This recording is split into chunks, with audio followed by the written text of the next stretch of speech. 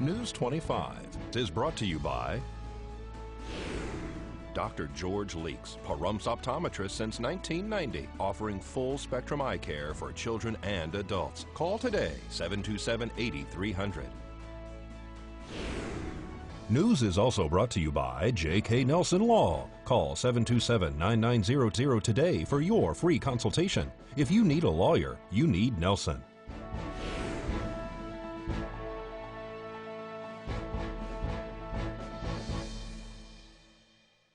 Tonight, a shooting suspect has been arrested, and a female escapes a rollover, and witnesses say she tried to flee.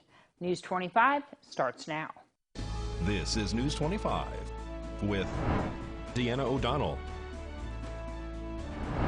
News 25. Local coverage you can count on. Police say a shooting victim is also the suspect. It's Monday, July 8th. I'm Deanna O'Donnell. One person shot during the incident outside a local bar is arrested for the alleged crime.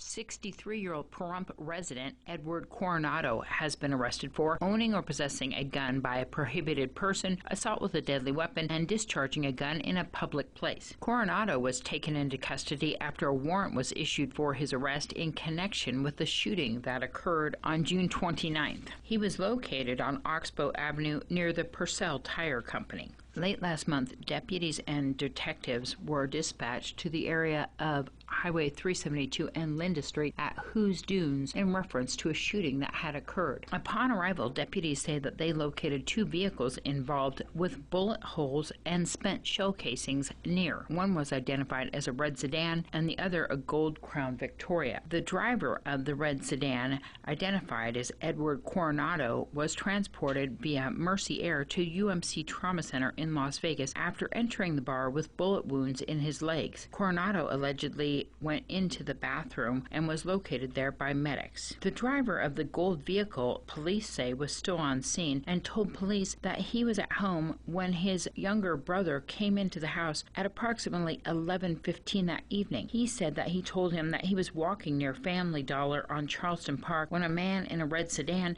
drove by him, yelled at him, and cocked a pistol. That individual then called 911 and drove from his home to locate the suspect vehicle. He found Coronado in his red car near Family Dollar and began following him while he had Nye County Sheriff's Office dispatch on the phone. He then said that Coronado traveled east on Highway 372. In what police are saying developed into a pursuit between the individuals, ended up at Who's Dunes bar. Officers report that Coronado then exited the car with a pistol in his hand. The driver of the gold car then says that he grabbed his pistol and reported that Coronado was aiming the gun at him to Nye County Sheriff's Office dispatch. He says that Coronado then began firing at him and he took cover behind his car door and then returned fire. Detectives went to UMC Trauma Center to interview Coronado about the incident. They said at first they couldn't find him because he had checked himself into the hospital under a false name. When finally located, Coronado invoked his right to remain silent,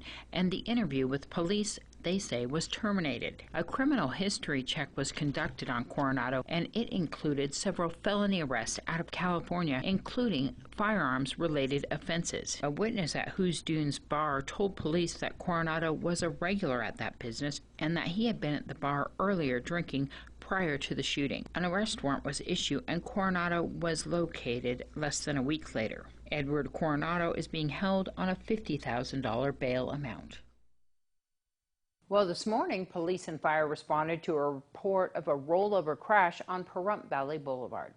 Nye County Sheriff's Office deputies arrested one female driver of an SUV that rolled her vehicle on Pahrump Valley Boulevard and Casino Street, which is just south of Calvada Boulevard this morning. The only reported occupant of the car was allegedly driving at a high rate of speed when she lost control, rolling the vehicle. She then reportedly attempted to flee the scene and was apprehended by a male passerby who held her until officers arrived. Pahrump Valley Fire and Rescue were dispatched to the accident. The female reported no injuries sustained as a result of this crash. She was then transported to the Nye County Sheriff's Office Detention Center. And a trailer that many reported as a nuisance on Barney Street caught fire Friday night. The arsonist fled the scene shortly after throwing something at the structure. Nye County Sheriff's Office deputies are looking for any information as to who started a structure fire on Barney Street right around midnight on Saturday. A witness reports that a sports car threw something at an abandoned structure that had been left on the side of the road on Barney Street and Brick Lane. The mobile home had been left there for some time. Fire crews with Pahrump Valley Fire and Rescue responded with deputies to the fully engulfed structure. If you have any information, you're urged to contact the Nye County Sheriff's Office at 775-751-7000. And Fire Chief Scott Lewis from Pahrump Valley Fire and Rescue says he's looking into what caused a home fire Saturday afternoon on Banovich Street. Pahrump Valley Fire and Rescue and Nye County Sheriff's Office deputies were dispatched to a home trailer and storage building that was on fire on Sunday afternoon. The property was located on Banovich and Venus Streets. One person was treated for smoke inhalation and burns on scene by Pahrump Valley Fire and Rescue medics. Nye County Sheriff's Office deputies blocked traffic in the area. The cause of the fire is unknown at this time. More news right after this break. You're watching KPVM News 25. Local coverage you can count on. Welcome back. Well, let's see what's going on in the world of business with Angela. Here's Angela Miles with today's Business First Brief. Topping our news, strong corporate earnings growth is considered the biggest driver behind the 10-year bull markets. But now, economists tell Business Insider there are growing concerns about weakness that could be ahead as the global economy slows down. The International Monetary Fund has downgraded its global growth outlook at least 3 times this year. Uncertainties connected to Brexit and the trade war are blamed. Americans' personal earnings rose a bit this year to a total of $88 billion. The Bureau of Economic Analysis says it's happening as wages and salaries nudge up. According to Go Banking Rates, paychecks are fattest in D.C., Connecticut, New Jersey, Maryland, and Massachusetts, with average incomes above 6 figures. To find out where you can see us every day, go to businessfirstam.com. Thanks, Angela. Well, a former Nye County Sheriff's Office deputy and soldier is appealing his court case. Here's Unette with that and more. In this week's court report, Richard Jason Deutsch, the former Nye County officer who is appealing after being found guilty of the domestic battery charge he was facing connected to a reported fight with his ex-girlfriend, has his case continued again today. Deutsch currently has 2 separate open cases related to this reported incident. Deutsch's first case was slated on the Justice Court calendar today for a pretrial hearing, but also today a stipulation to continue was dropped off by the District Attorney's Office and filed. So Deutsch's next Justice Court proceeding was rescheduled for July 29th for this case in which he's facing the charges of injury or tamper with vehicle, damage $250 to $5,000, and injury to other property. This is the second consecutive time that Deutsch's case has been continued because during Deutsch's status hearing on June 3rd, the court briefed that this case was transferred from Department A due to a conflict with Judge Lisa Chambly. The court also advised that the defendant's other case is on appeal in district court, awaiting the final order remand. However, this case needs to move forward, and the court inquired if there is a reason that this matter should not be set for pretrial. Deutsch's retained attorney, Melissa Berry, briefed the record as to her scheduling issues and states she has not been able to review this matter with the state. Attorney Berry requested this matter be continued. There was no objection from the state. Then Attorney Berry also advised that the court has rendered a decision regarding the case on appeal, and that case will be appealed in the appellate court. The court briefed that this case should move forward. However, Judge Kent Jasperson did grant the defense's motion, and the court continued proceedings to today. However, today yielded another continuance. regarding Deutsch's other case in which he will appeal the guilty verdict connected to the charges of domestic battery and injury to other property less than $25. Deutsch had a status hearing set on April 8th that was continued per stipulation, and another status hearing set for June 3rd that was vacated. A follow-up in that case is now scheduled on August 30th. Notably, Deutsch was not found guilty of the two separate counts of disturbing the peace that he was originally facing in this case. However, since Deutsch has been convicted of domestic battery, under Nevada and federal law, he cannot carry a firearm, which prevents him from fulfilling his job duties as an officer and a member of the military.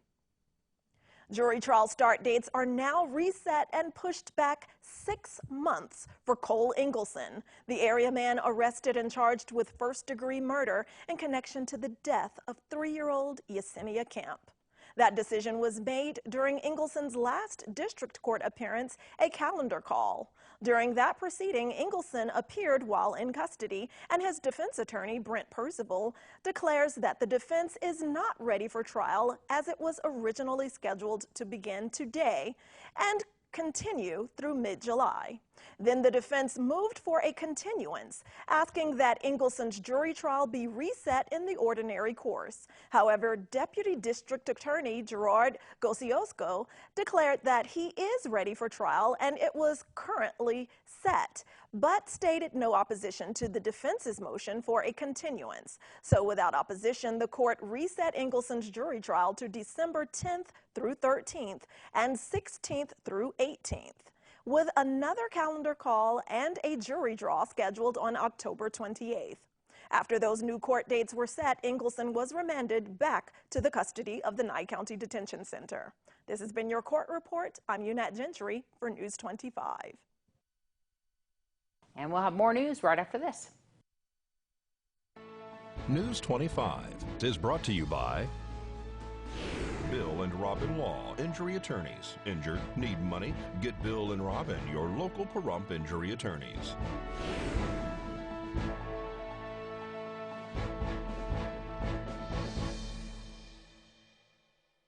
Well, the Southland is rocked by a large earthquake. Officials warn that there's a chance of more to come after thousands of smaller aftershocks have been recorded.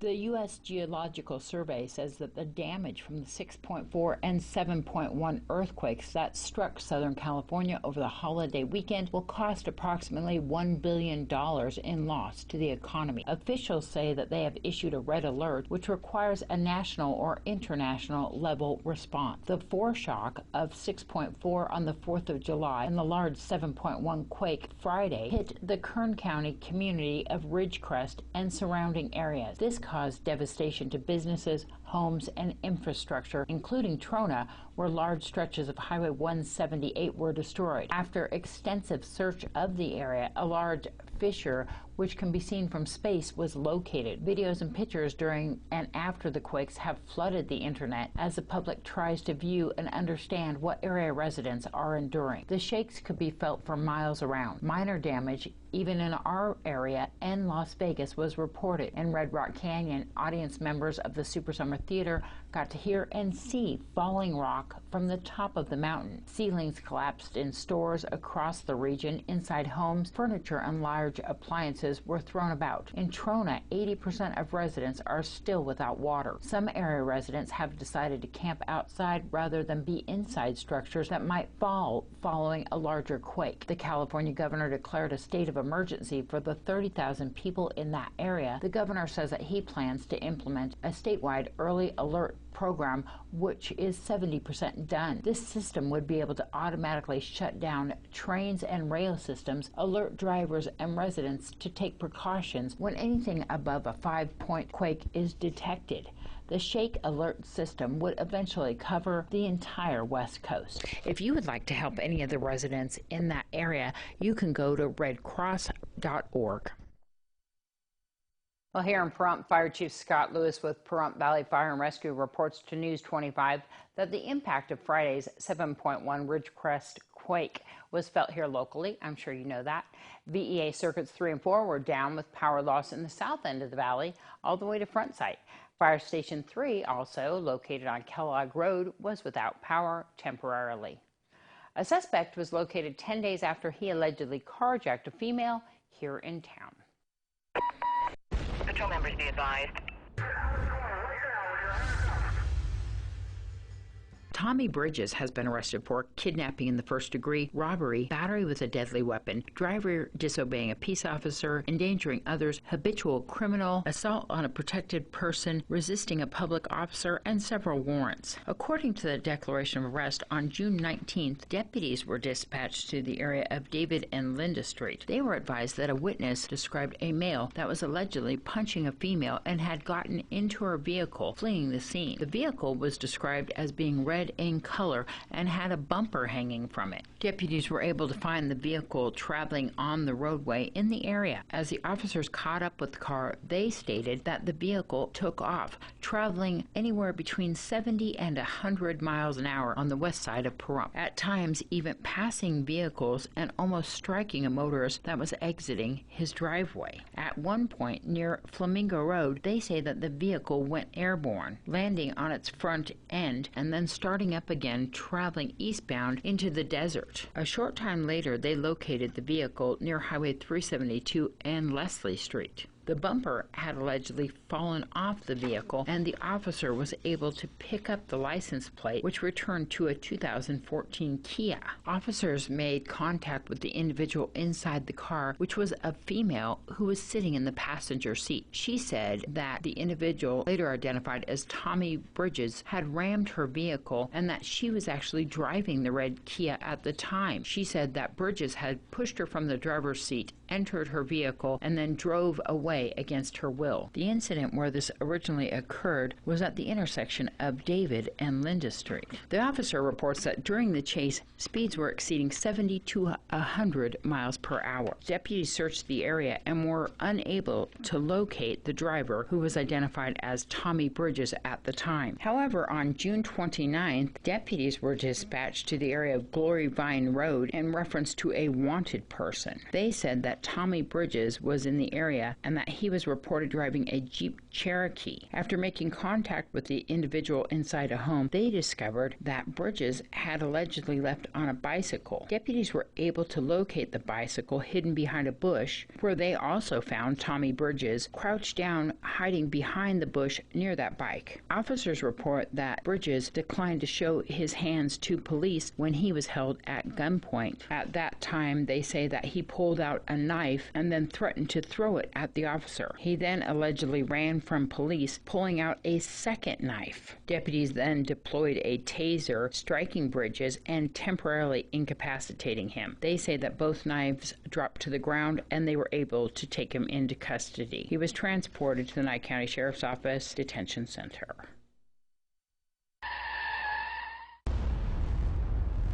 News 25 Weather Cam is brought to you by Lerner and Rowe Injury Attorney's Office in Pahrump.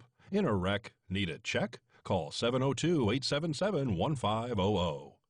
Let's take a look outside on that weather cam. Windy day out there. We're going to find out what's in store as far as our temperatures right after this break.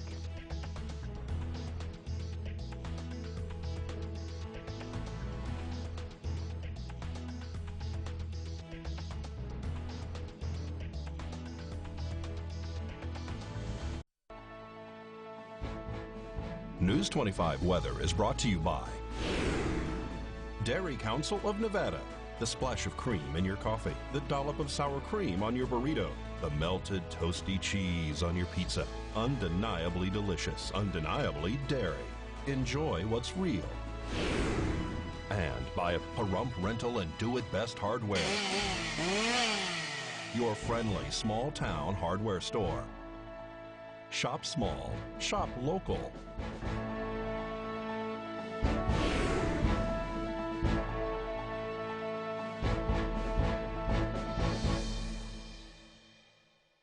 Hello and welcome back to News 25. I'm Michael Donahue. Today's weather. In Las Vegas, we saw a high of 100 degrees and a low of 75. Death Valley up at 109 degrees and a low of 80. Amargosa seeing a high of 96 and a low of 68. 93.62 in Beatty. 87.54 in Goldfield. Tonopah with a high of 85 and a low of 54. Carson City at 82.48. Fallon at 89.52, and Fernley a high of 88 and a low of 53. Now today in Pahrump, we saw sunny skies. Our high today was 95 degrees with winds coming out of the south at 14 miles per hour. Our humidity at 15% and our sunrise at 5:33 this morning. Now for tonight, it's currently 93 degrees outside with clear skies. Our low tonight is expected to be 69 degrees with 9-mile-per-hour winds coming out of the south-southeast. Our humidity at 21% and our sunset at 8:04 tonight. Now looking ahead to our 7-day, we're going to be seeing some mostly sunny skies on Tuesday and Saturday, but other than that, we're going to be seeing some nice open, clear, sunny skies all week long. Now taking a look at our high temperatures, I'm not really loving what I'm seeing. It's getting really hot outside. On Tuesday, we're going to be seeing a high of 98 degrees. Then on Wednesday, we're going to shoot up to a high of 103 degrees. Thursday up to 104, Friday 106, and by this Saturday, we're going to be seeing highs of 107 degrees. On Sunday, we're going to come down just by 1 degree to 106 degrees, and next Monday, we're going to be down to 105. Now, our overnights are looking a lot more bearable. On Tuesday, we're going to be seeing a low of 72 degrees, Wednesday 75, Thursday 78, Friday and Saturday, we're going to be seeing lows of 80 degrees, Sunday at 78, and then Monday down to 77 for our low. Now, if you can't make it home in time to catch the news live on TV, make sure to check out our Facebook page. You can catch the news live every night at 5, even on the go. So now we're going to throw it back to the desk with Deanna. Thanks so much, Michael. Well, that's going to wrap up this edition of News 25. I'm Deanna O'Donnell. From all of us here at KPVM TV and Ace Country Radio, have a great night. We'll see you back here tomorrow.